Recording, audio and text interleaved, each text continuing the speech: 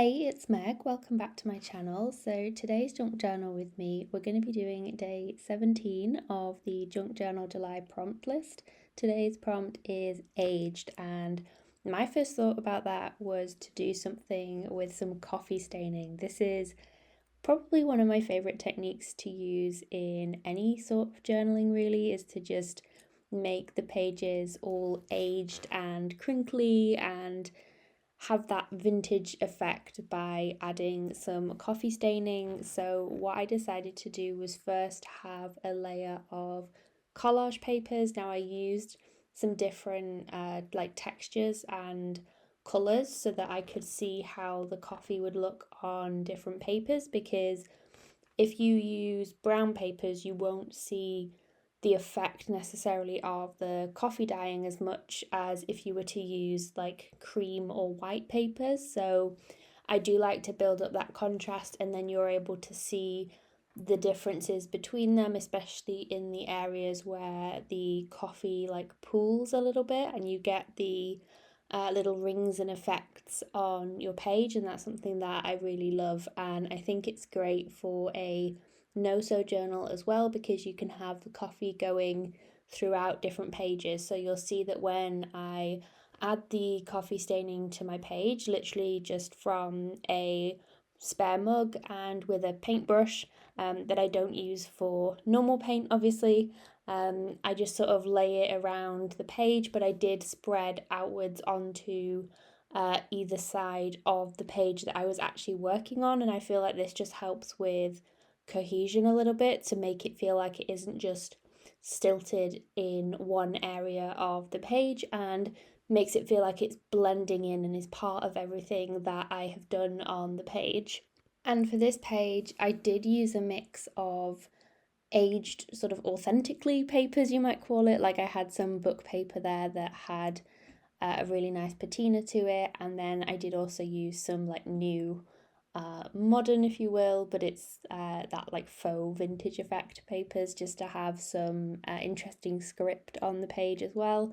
So it was actually quite nice to do that mix when thinking about aged, that not everything was aged. It was that tie between the two, having the new things and seeing how I could give them that aged effect as well. So that was something I was sort of playing with for this collage on this double page spread, but I did kind of focus more on the right hand side. That's something that I think tends to happen a fair bit whenever I do the double page spreads. I've noticed I will gravitate towards one side or the other. I've not quite managed to get that like balance yet, I don't think. I'm just thinking back to previous pages that I've done in this journal, and whenever I've done a page that has stuff on like both sides, so for example the scraps page that I did, I ended up just like covering the entire thing and sort of having no control with where I was adding stuff. So I find it a lot easier to have my section that I'm going to be working on and create that collage cluster in that area. Otherwise, everything spills everywhere, and I feel like that's when I find myself like not knowing when to stop. Because sometimes I get asked questions of like, how do you know like when a page is finished and like when enough's enough? And sometimes I don't. Sometimes I just keep going.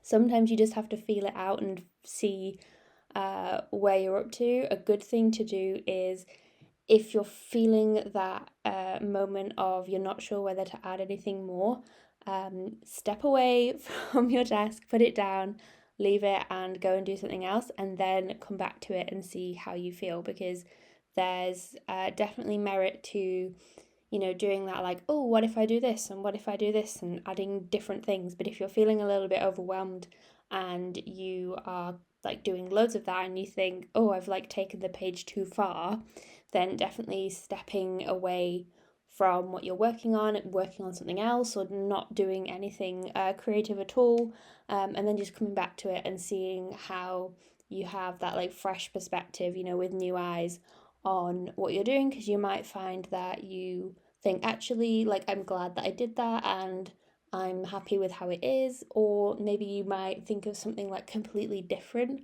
that you want to do to the page. So you might think, oh, well, actually, I do need to add something else, but it's not what I originally thought. It's actually going to be this other thing completely, and then you're able to take it down that route as well. So that's just something that I kind of have in the back of my mind when I'm going through the putting together a page process, I guess. And yeah, there's no like science to it, but it's just a vibe that you get when you're working on a page, I think.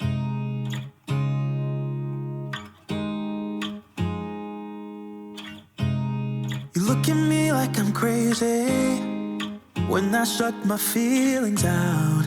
You look at me like I'm different, still you stay cause you feel something real. Get so lost in my moments, doesn't mean I don't need you. I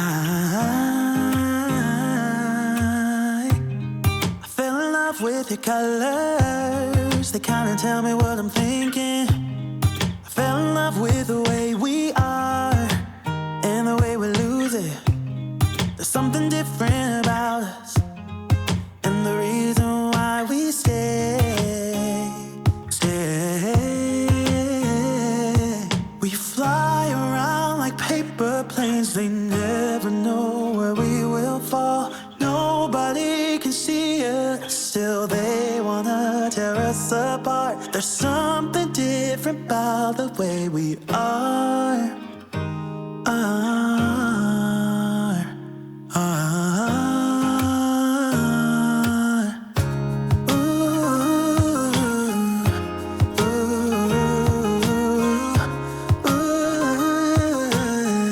There's something different about us.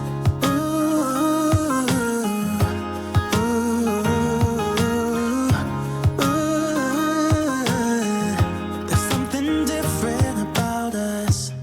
We're pouring cup after cup after cup. Yeah, it's just the way we do it. Anything just to block out the real life, real life. Yeah, we're loving the way they think we're so messed up.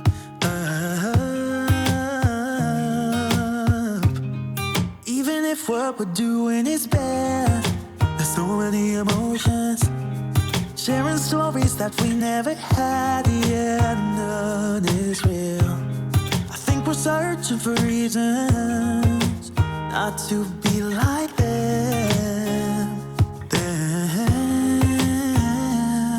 We fly around like paper planes, they never know where we will fall. Nobody can see us, still they wanna tear us apart. There's something different about the way we are.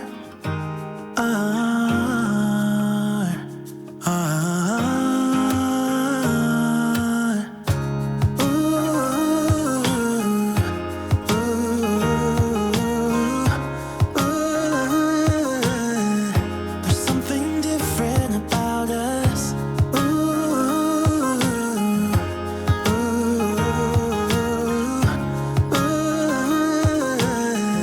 There's something different about us. There's something different about the way we are.